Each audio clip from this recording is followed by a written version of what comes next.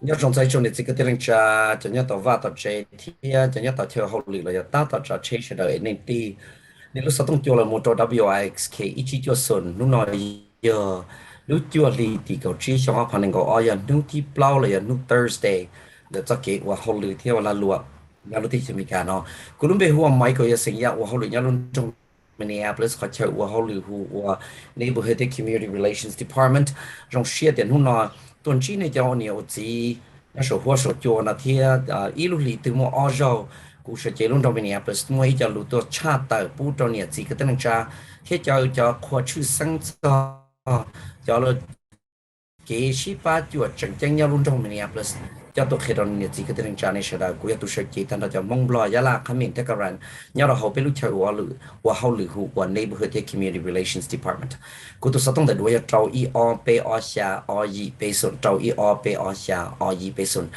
giờ thì này cháu này chỉ cái tiếng Anh nhá luôn trong Minneapolis một cái nhau xia sao bao cái sao tàu cái ba lần là luôn trong lần là nó chữ tôi chẳng sự họ từ là ý dạng của cho cái nó họ là ý dạng của đi hồ sơ thông tàu của sẽ và chỉ bao là của有 monitor một trâu cho phương diện họ là ok nhau luôn trong Minneapolis để yon chia cho cái ba chuột cho nên cháu này ở chỉ nhau luôn trong Minneapolis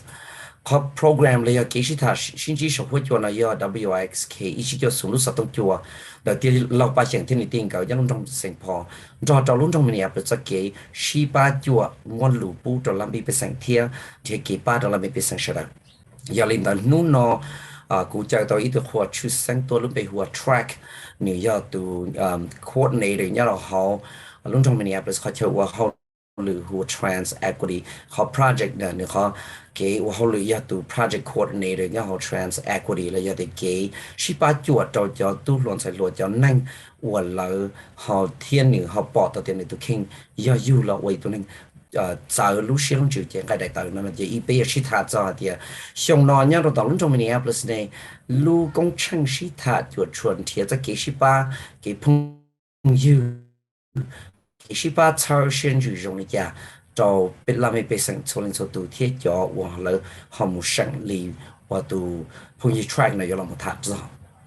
chỉ ta nên đầu tư mua nếu ông mìnhยังจะช่วยเรากูmua lúc chỉ ta số của chỗ này nếu mình thì bạn cáiตัวป้าใช้ลูกsố của chỗจะกูว่าchờ cái lọt khen đó tôi khen cái special đầu ta tạo can tờ này chị bây giờ bị sĩ thà thìกู要 nu track ở bên cái lúa thì giờ lý giải thì hay cho lúc công trình sĩ thà ninth annual trans equity summitว่าอยู่ตัดต่ออยู่หลอดแต่ชิโนก็เคลียร์ในตรงนี้เจ้าเนี่ยวันนี้ welcome to WIXK to track from city of Minneapolis.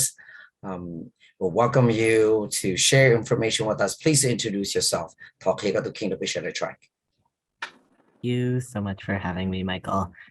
My name is Track, and I work at the city of Minneapolis, coordinating the city's trans equity work, and I'm planning the Trans Equity Summit. Trong xe thiên trong sau cái chơi của tôi thiên Michael thiên là nó cũng biết what track thiên cũng họ luyện nhớ rong rong Minneapolis nó thiên cũng là một tuổi thì thông tin từ kia cho nó thiên là cái bài chuẩn từ là cái track nhớ nó thiên cũng trong xe à cho nên họ tập chơi của tôi thiên. Well, Jonah, thank you so much, Track. Chỉ ta nên tôi muốn nếu mình khi cái tôi King of the track chỉ cái tên năng trả nhớ số của chuột thiên. Nhớ trong số linh số từ thia cho nên thì sợ cái tin anh cha sợ thia ở chỗ mày cậu có thao chơi của tôi cho nó thia nhở từ nó lúc bây hôm nó mi sinh ra có những muốn xài lúa như lúc sinh Minnesota nó tao niên tao xong rồi tao nên gửi lúc xong nó là thia ở chỗ nên tao chơi của tôi nó nên xài lúa đúng nó. What Joe Naomi, Theo Joe Track, thanks to Track and Naomi for being on air with the Hmong community. People hay tia lu the 9th annual Trans Equity Summit là giờ tia lu công trình sĩ thà rồi chua hay cho Trans Equity nó nếu tu lo yếu cho lý chua lý ở bên ngoài nó sẽ chỉ lo cho lại giờ liền là thiết tàu chờ từ phương như track tuần đầu sĩ thà nhớ số của chua nó hay cho hay tia khó cái công trình sĩ thà Trans Equity nó giờ là gì nè. Track, the first question for you is please help our listeners understand what is the Trans Equity Summit. Các bác hiểu chứ lưu công trình Trans Equity Summit. Absolutely. The Trans Equity Summit is an event that the city puts on every year. It's for trans and gender nonconforming people and our allies. Everybody's welcome to attend, and it's free and all day, an opportunity for people to connect to resources and learning opportunities and each other. And this year it is tomorrow, Friday, September 16th. It'll be, oh, am I not audible? Don't know how to turn up my microphone. Okay, I'll just talk a little louder. Yeah, I'll just talk a little louder. Thank you. So the summit is tomorrow, Friday, September 16th from 10 a.m. to 7 p.m. And people can participate both virtually and in person. The in-person part will be at Minneapolis College, formerly called MCTC in downtown Minneapolis. And the virtual part will be on Zoom. And we invite people to register in advance, especially if they're participating virtually, because that's how we're going to send you the links to participate. And you can register at minneapolismn.gov/transequitysummit. 我哩那天我就还真的我被了工程我被摸着就真的那天有nhớ nó chị nay xuất linh xuất tù là mấy bé sinh xuân thọ cúi thọ chờ của hôm nay sẽ tuần nó bé cầu thiên ní giờ lúc công trình trở rồi xuất linh xuất tù khá công trình nó giờ ít nô nó giờ ấy nên đợt thiên ấy bé phải chia sẻ tiền này sẽ được tuần nó bé cầu thiên bé chờ xuất linh xuất tù nhớ nó nôn đợt đi muốn đâu giờ cái ba chùa xử lý tiền cho họ nên họ hãy nên lấy giờ chọn nên uống một transgender đó giờ chỉ chuyên sinh chấp lời nhớ nó lúc chung mình áp nó bé mua cho nó ta kỳ là nó giờ cho nó Friday lúc chú linh tư vấn thi của trâu như nó đợt thiên giờ chỉ ta linh đợt thiên này cứ tao một cổng cho hồ zoom nó cứ tao thiên do các chồng hay tiền này rồi tiền này cổng hồ zoom nó chỉ thò cái này là một chữ sao là chúng bé rồi bé bé xa ít khó linh tôi nó này cổng thiên ấy này thì tao giải khó linh tới năng gan rồi bé là một rồi họ lúc cũng chừng ở bên mua nó thiên là này giờ chỉ ta linh đợt thiên ấy do hay tiền chỉ nên này sao tao khó linh tới nó là nên các một chúng bé nhớ rồi đó Minneapolis Minnesota /gov a trans equity này giờ. Frank, this is the 9th years for the summit. How would things be different? What can people expect to see? What new information for those that been there before? So how would it be different? Hay cho thì xong nó đi xong thì chuan đời lúc cũng chẳng shita shipa chao hay cho trans equity nó summit nó dùng nó họ có giải lý giá thiết rồi ít tiền năng ổn định cái tua yêu rồi ya đạt rồi để ya chia này. Totally. So this is going to be the first year since 2019 that we're bringing all of the in-person parts of the summit back in person. And we're doing kind of a new version of a hybrid summit this year that we haven't done before. So you can attend everything in person, but also all of our workshops will be hybrid.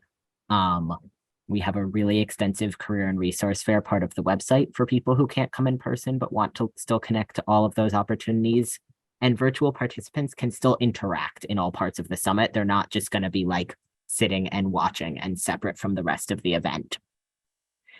And the other thing I'll say this year's theme is building trans power, because while things have never been great legally for trans people, we know that this year there's been a lot of legislative attacks around the country on trans rights and many, many other issues. And we're hoping this year's summit gives people a way to respond to these attacks and build collective power together.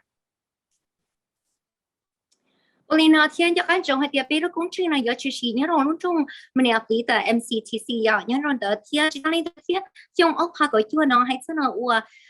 mỗi chỉ là một hai tiệp bé cũng chỉ là bé tàu số chỉ lý thổ một họ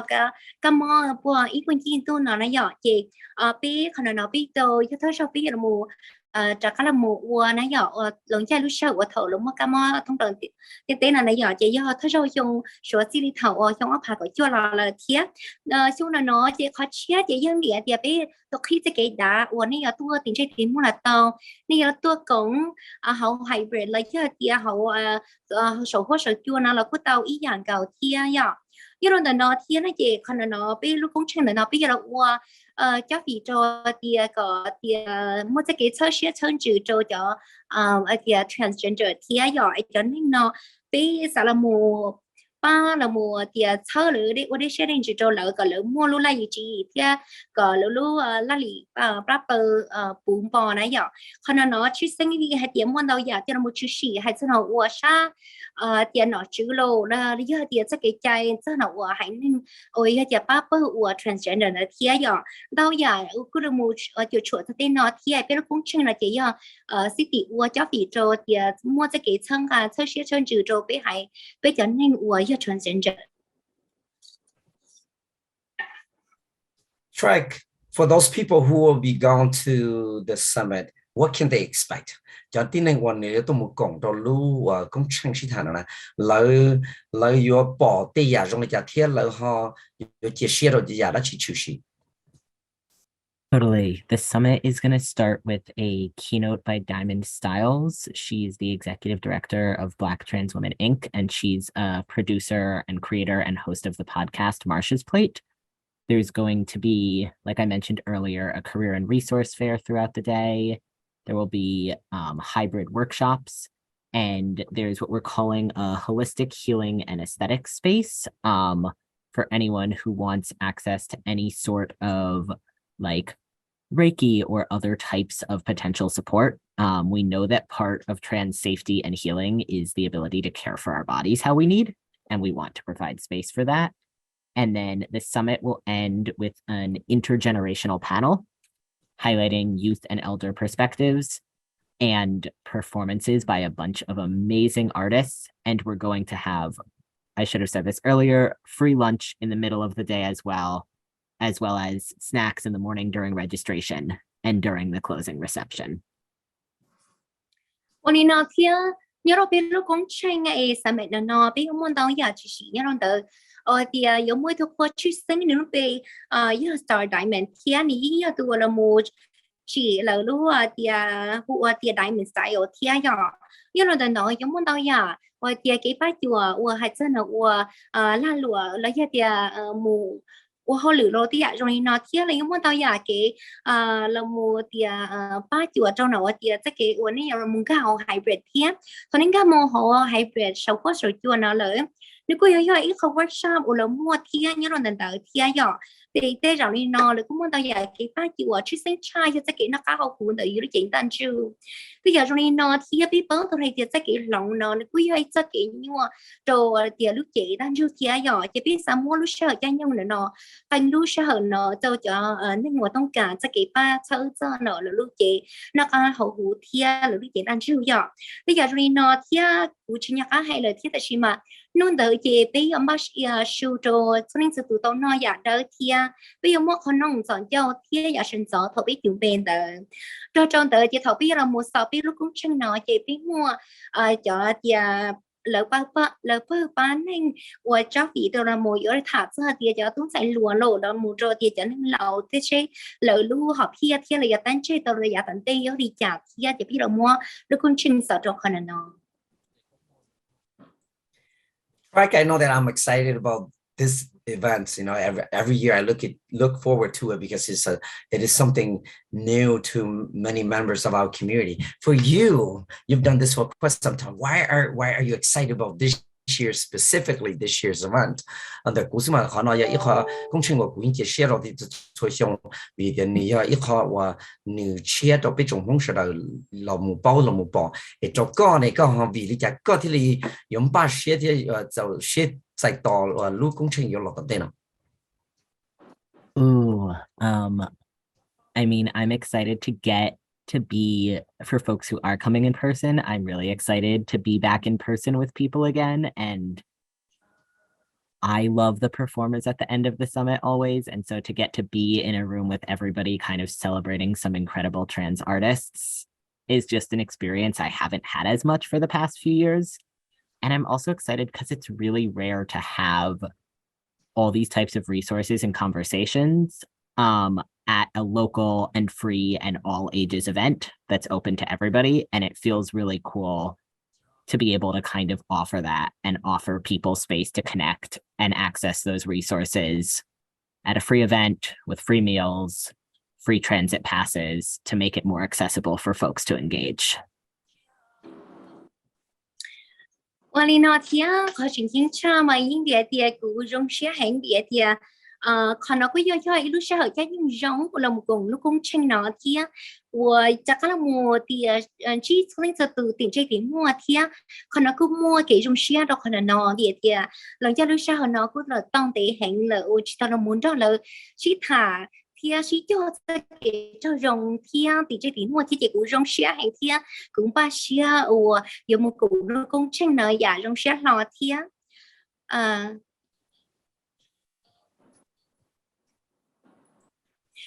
tuần tí thia giờ Go ahead. Chỉ nói câu này. Okay, thật gì ạ? Nếu mà nó của Okay, lo rồi. Nếu đó, okay. Rong xia hành của cái là nó có do ý là nó rong hành thia giờ như là nó cái này thì cú rong xia giờ là một cổng lúc cũng tranh nó tiền mua cho số lên từ thia còn nó cứ do ý khâu thì lúc thì sẽ tranh cú rong thia giờ là một cổng lúc cũng tranh nó địa thì mua tao từ thì số đó số đó về là giờ tuôn nó cái cổng thia giờ cho nên tới thia cú giờ mua cho nên giờ thì trans artist thia hoặc là giờ cho nên cho công trọng về là giờ tôi cổng tàu về thia còn nó cú giờ thì lúc cũng tranh này chỉ cho mua hàng thia nhỏ chị còn nói giờ lúc sợ cái nhưng giờ mua lúc cũng tranh là cho số lên số từ cho nó mua cổng là thì là một ship thả sala từ chỉ gì đâu là một thả thia chỉ cho nên là cứ giờ lúc cũng tranh đỡ rồi số lên số từ cho hai từ nó từ giờ từ mẹ lấy giờ từ lầu lưỡi tôi còn giả đỡ xưa giờ đó trong đỡ chị là cứ mua lúc phải chờ nợ giả ở đâu thia cứ mua trong món nợ đâu thia gì thôi giả cứ trong tan thò liền nó ấy cũng thì liền nó cho nên. Thank you, Track and Naomi. We will come back in about 5 minutes after a short break so that you could do what you need to do. What your Track thế Naomi. Bên mà ta lò lý trí là thì tận đây là bên trong ý ra và số ta chỉ bên mà ta lò là we'll be right back, folks. Don't go anywhere. Chỉ sau một hồi thì bên mà ta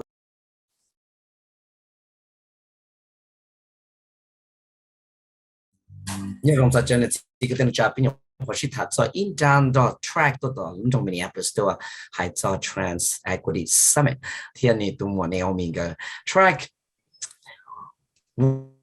where do you want to see the summit, you know, and the city's trans equity work go moving forward from here on? Where would you like to see that? 还做的路工程我是他做巴的还了要的叫 trans equity summit 那里个路些的个路主要个啥个包个路中Minneapolis了路中天做好了那里木当地木做这个的。Ooh, I have so many dreams for it. I'm really excited that we're able to offer it hybrid this year to make it more accessible to more people and also people who might not be able to travel to our location in Minneapolis. And it's going to be imperfect because it's the first year. So I'm really excited to see us continue to grow our ability to do that.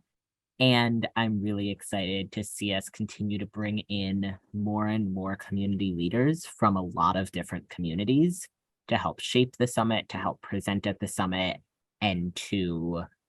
really make sure that the summit is serving all of the different folks in trans community and gives us something to build on to then also pass policy in City Hall that benefits all of the different members of our trans communities as well.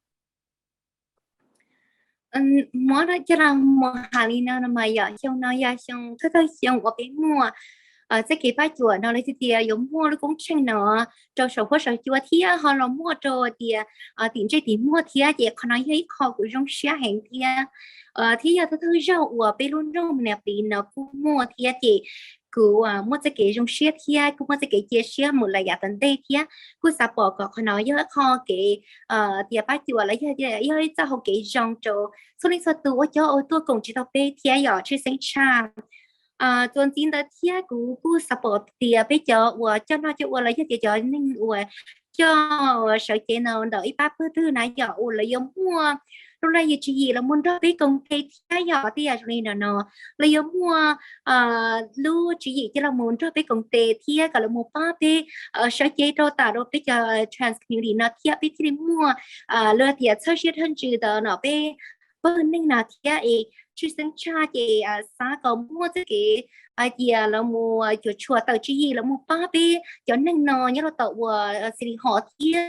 có là tan thia và tôi cho chạy cho một ba là mà bây giờ hay bây họ là thia giỏi thì khó nhất họ cũng thia. Track. Just follow up on a question you mentioned. You would like to see community leaders participate in the work that you have done in the years that you've been with the city of Minneapolis. Have you come across among individuals who participated in this in the previous conferences? Have what were their thoughts? Where you hear from them specifically among individuals and young people or whoever they are that participate in this event? Where are you? Sanu có hai tiệt trời lấy cho lũ ta có tới thả mình chỉ là thiết thì cho xong tao đau thôi là mua cho công trình nó này 我哋嗰度傾你嗰個寶貝就冇多講聽，我哋人哋個寶貝就冇多講，到就只係度度菜就落就落落嗰啲啊，比較冇多講聽，可以就 transgender 聽，誒老漢係你家都個攞嚟就說路，係你家都個係真的嚟都傾得嚟路呢。Thank you for asking that. Yeah, we have definitely connected with various Hmong folks who have participated in or helped speak or lead at the summit, which I feel really, really grateful for. This year, the healing and aesthetic space that I mentioned, one of the coordinators of that space is part of Transforming Generations, which does culturally specific work in Hmong community around LGBTQ plus issues and around gender-based violence. And so they have worked really hard to make sure that we're shaping that space so that we are providing healing offerings that are like culturally rooted and culturally relevant to people. And we have heard lots of different feedback from folks who have attended and spoken as well. And I definitely want to make sure we're featuring more incredible Hmong speakers each year moving forward, but there definitely have been people involved.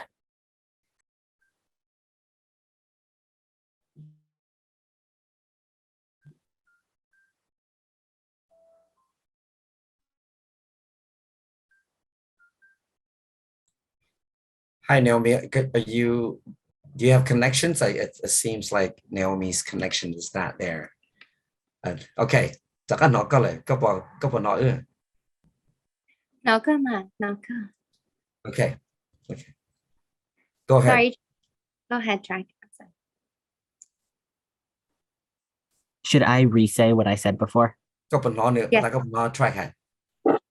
Nó mình gì thì ta chỉ cho từ go ahead, Jack. Yeah. Okay, I will answer again. If you could repeat. Yeah. Yes, totally. Yeah, thank you for asking that. So there have been a bunch of incredible Hmong leaders involved in both attending and also presenting at and helping shape the summit in the past few years, which I feel really grateful for. The healing and aesthetic space, which I mentioned earlier, one of the folks coordinating that this year works for Transforming Generations, which does LGBTQ equity work and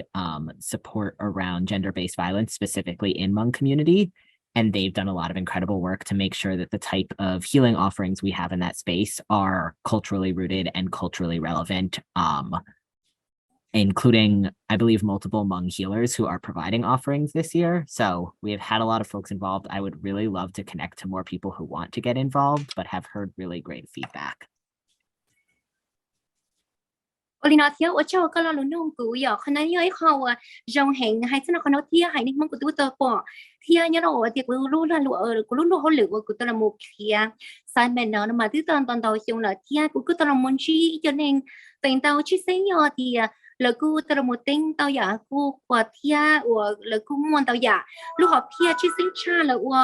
đi họ ba rồi thì họ thì transgeneration thia giờ lỡ cú tao là một ta trai lúc học thiên nào là thiên ấy lỡ cú là một ba chữ hử thiên chắc cái chẳng cho LGBTQ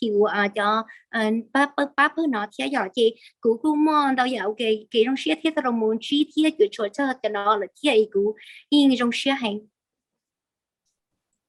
Thank you so much to Track for taking really time out of your busy schedule to be on air with us this afternoon. Again, to you and Naomi for coming on Hmong Radio. Greatly appreciate. Thank you for the information. Anything else that you want to share with the listener, please feel free to email it to me, and I make sure that I'll relay it and they will get this so that they could get this information from you. So thank you for taking time off. We'll take a short break and we'll come right back and for more information to share from the city to the Hmong community. What you're track thiên nhiều mi,ว่าตัวนี้ถึงตัวเราสูงขึ้นจนถึงตัวท่าเราสูงมาเที่ยว track ก็มันจะรู้จึงแจ้งให้ตัวท่าเราไปอย่างเดียวชัวร์จีให้ตัว transact ก็ได้รู้ซ้ำแล้วก็สมมติสั่งอีเมลตัวเองมามุ่งตัวเชื่อได้ก็เชื่อได้เขาตัวปอที่เขาตัวเป้าเป็นสิ่งที่โดยเปลี่ยนเลยเอาเป็นทีมลงอีจะอย่าชัวร์แต่กูยังมันจะรู้ชัดตัวรู้ตรงนี้เนี่ย please เราอย่าเกี่ยท่าสูงขึ้นจนนู่นนอนตัว track แต่จะตาลีน้อง say thank you so much track greatly appreciate your time. Have a wonderful day. Thank you for having me. Yes. Nhớ rằng cho nên thì cái tiếng Anh và ship hàng đó bây giờ hoạt động là do tụi phong yêu track là do tụi nó trong Minneapolis tụi hay cho transgender là do thì lưu công trang sĩ thà sau khi theo báo chí hay cho ba đội cho tiếng Anh của你有到了你哈到这个在的古有了要只能的是古报的的古年我这个半年来古有到了要只能的是古代的还得要有了都要对别人猜的是有哈年天有因我这里都多了那叫 transgender 那叫人รุ่นจ้า呢那边还梦就没叫路了么别到天黑到的容易讲的是你要一路工程就出项目了把草被trong năng của trong nó để có thể mua cái chơi ba thiên mua cái shit thả thiên tự đủ đi để họ nói chỉ lúc Friday tầm đây nó là chỉ ta kỳ thâu có một ta số để giờ thì nó nhận gì cái tên cha nên một tu cho kỳ lên là như vậy khó trong này tôi một con sao thì họ nói vậy khó trong biết trong mong sẽ đấy họ chia bị cho trong mong sẽ đấy chia chỉ bao giờ thì gì nhà nó vậy ý à và bây giờ tao một tên mà bên mua tu kỳ này tu là tu xài này dùng mua cho và cái tỷ trang nhiều gì này họ lợi họ nhiều một lần lại cái bây giờ tao ba sáu lợi lúc đầu lúc rõ thì là này cũng lúc bây giờ mấy cái sinh ra họ luôn nhớ luôn trong nhà rồi sau đó để đuổi cho trâu ý họ bây giờ xa ở ý bây giờ giờ để mua lúc đó chỉ nu cũng gì là tao chúa lúc đó chỉ sao帮gì cho họ transact với summit là lúc trong sáng làm rồi là thả thì là cũng tao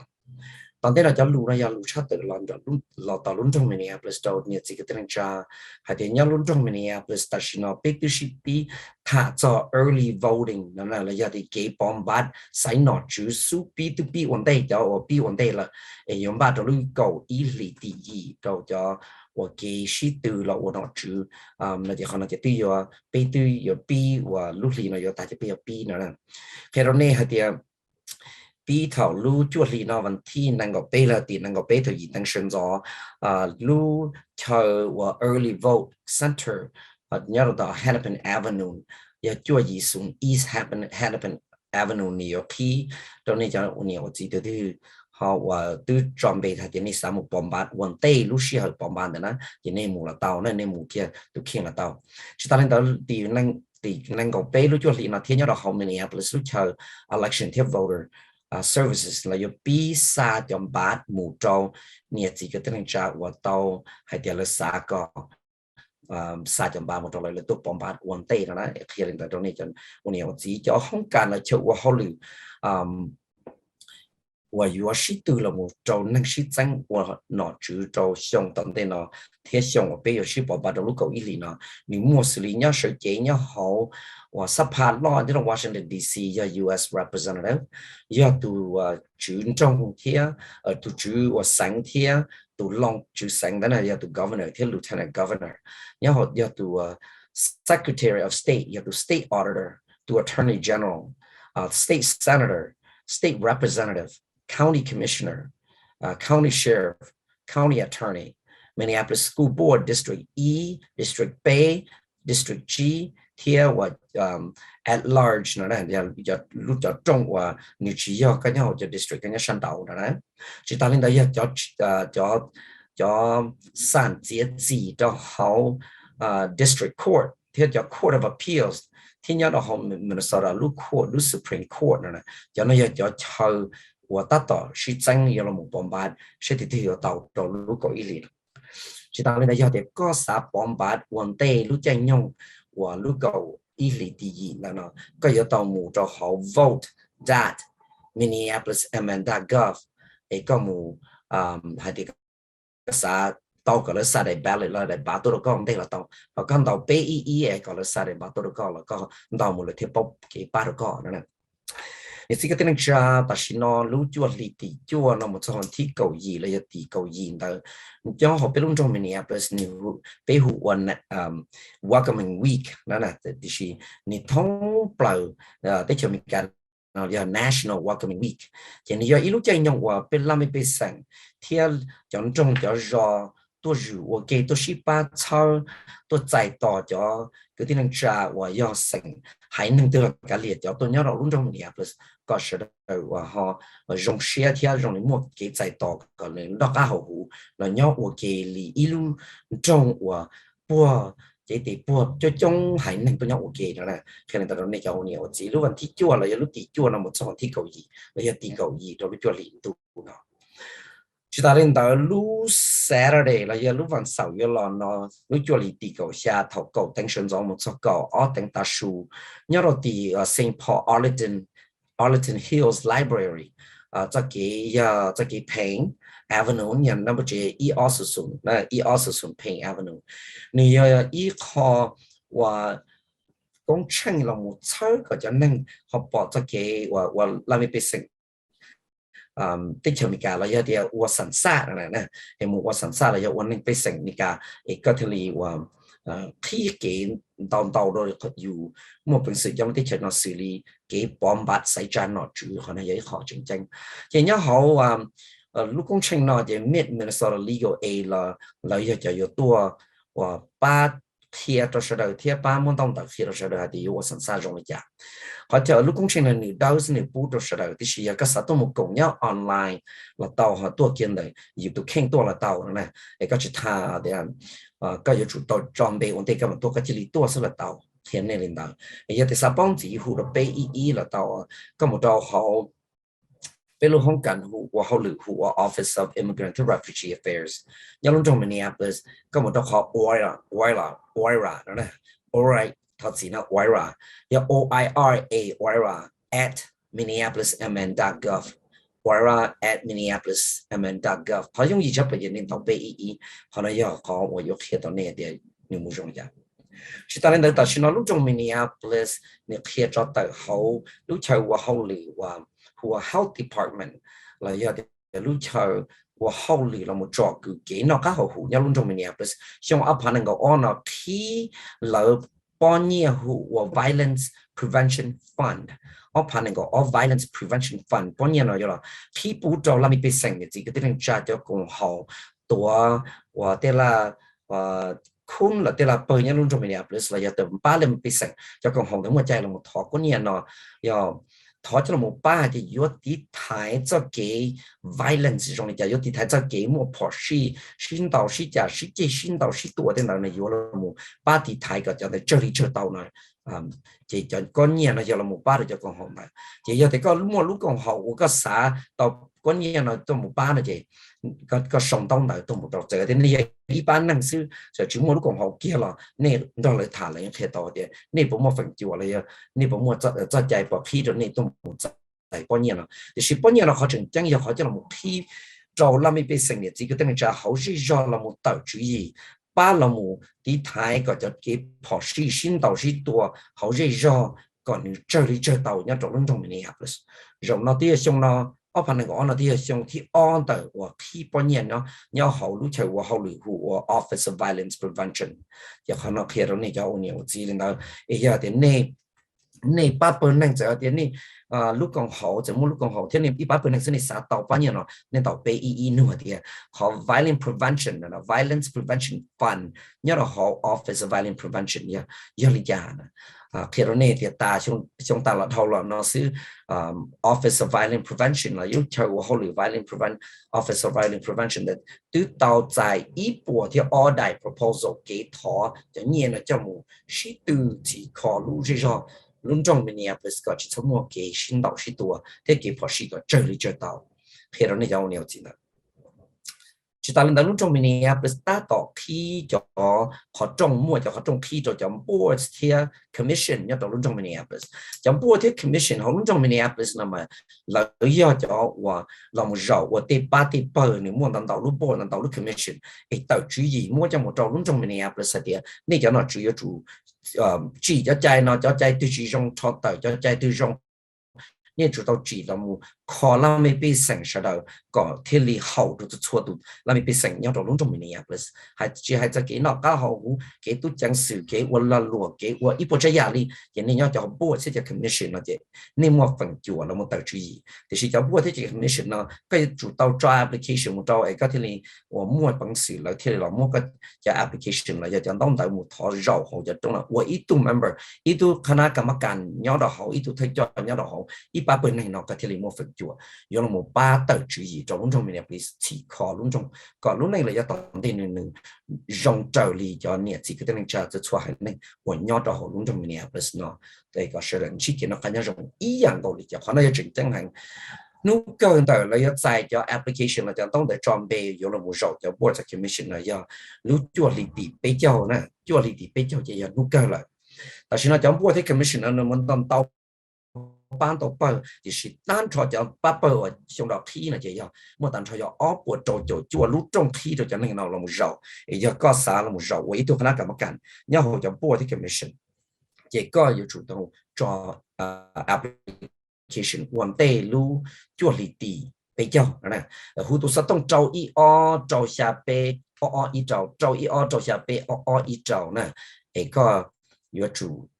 xa để họ nói ít họ dùng ba tổ yêu chế năng thì yêu làm mấy cáiสิ่งที่อยู่รุ่งtrong Minneapolis giờ họ nói họ dùng hành lý rồi nhiệt gì cái tên cha mua lúc xưa là một tờ trong nó chỉ sử dụng được điểm yêu lý giá trị khó về lúc